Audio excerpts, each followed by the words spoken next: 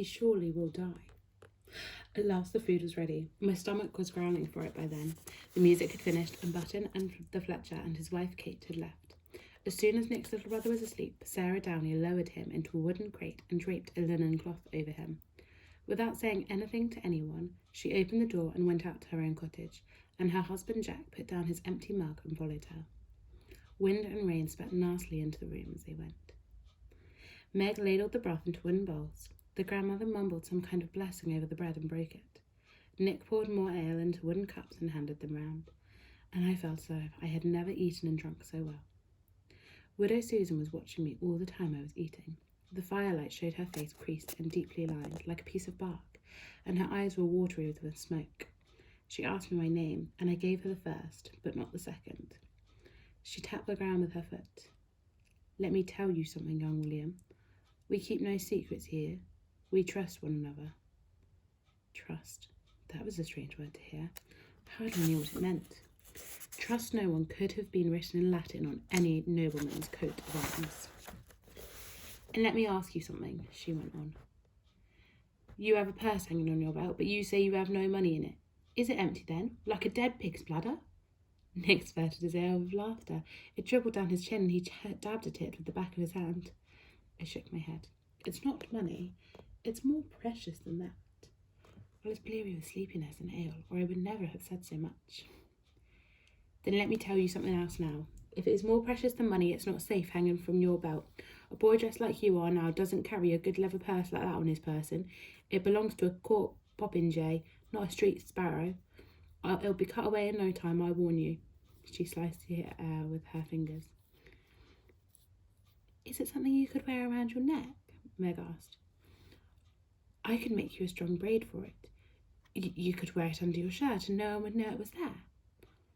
Her voice was sweet, her eyes soft with caring. She reminded me so much of my sister Marjorie, only prettier. Much prettier. "Nicholas, give the gentleman more ale," his grandmother said suddenly. "He needs to sleep well tonight." Nick grinned and poured more ale into my goblet, and like a fool I supped it back. I longed for sleep. I would gladly have curled up in a box like baby Arthur and let the purring of the fire sing me into my dreams, but the old lady wasn't ready to let me go to sleep just yet. She took off her coif and let her grey hair down, shaking it loose over her shoulders, drawing her fingers lazily through the thick strands. She hummed herself while I took 2 or 3 long draughts of ale. Then she yawned deeply and carelessly. "Perhaps you should let Meg have a look at it, whatever it is. Then she can see what she can do." I kept still, my fingers clutching the neck of my purse. "You don't want Fee snatching it as soon as you step out here," she whispered, opening her eyes briefly and closing them again. And I can make you a braid at first light," Meg said. She had a dimple when she smiled, I noticed. It came and vanished, came again and vanished in a fascinating way, like a rain on a pool. Marjorie used to sit with the end of a quill probing into her cheek, trying to give herself a dimple, but it never worked. I think it was Meg's dimple that finally made me give in. I pulled open the purse and drew out the ring. "This is all it is," I said. "Just a simple ring. It was my father's, you see. Father's, grandfather's, great-grandfather's, and all those who went before him to the time when it belonged to Plantagenet King Edward II. But I wasn't going to tell them that." "Is he dead?" Widow Susan asked abruptly. "No, I don't think so." And falteringly I told them about the last time I had seen my father, and that he had been dragged off to prison until he signed the oath of supremacy. "And the ring is to remember him by," Widow Susan said. "Because he surely will die, child. You must know that. Let me have a look at it." I stared into the fire. My eyes were stinging now.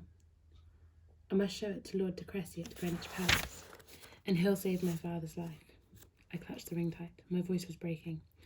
"But I don't know how to get there, or anything." "Show it me first."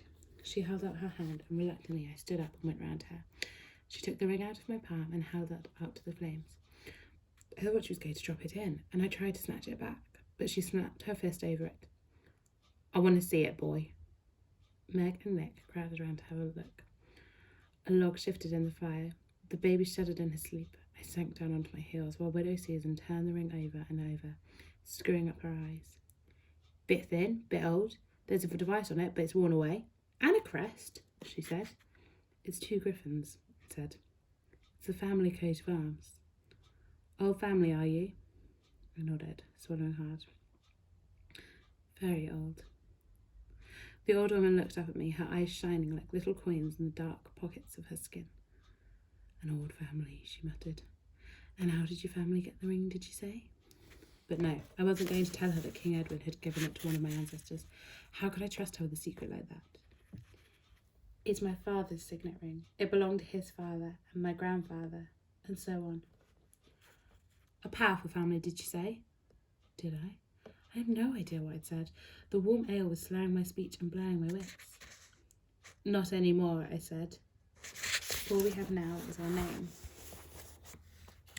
Which is? Her eyes were dark and deep now as she stared into mine, and I knew she was reading me as she had read my ring.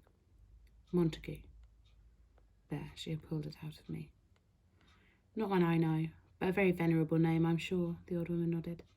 And this ring is likely to be hundreds of years old, just as you say, of course. She added, we come from a very ancient family ourselves.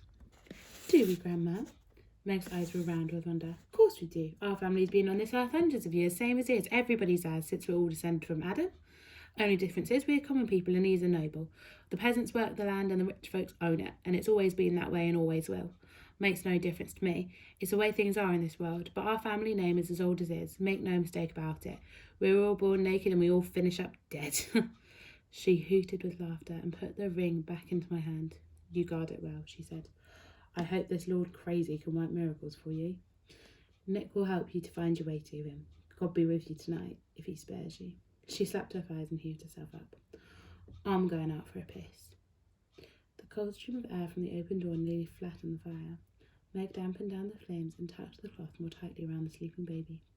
Nick dragged a humped straw mattress across the floor so it was near the fire and spread a blanket across it for his grandmother. The old woman came back in and fastened the door, twitching a heavy woolen cloth across it. She handed Nick a smoking tallow candle, and Meg and I followed him up the creaking ladder to the loft. The straw was scratchy through the blanket and sharp with the smell of wormwood they had used against fleas. I was afraid of rolling over the edge of the shelf onto the floor below. I lay awake, mumbling prayers for my father, listening to the coughs and snores from down below, and the wind crooning round the cottage, and at long last, I fell asleep.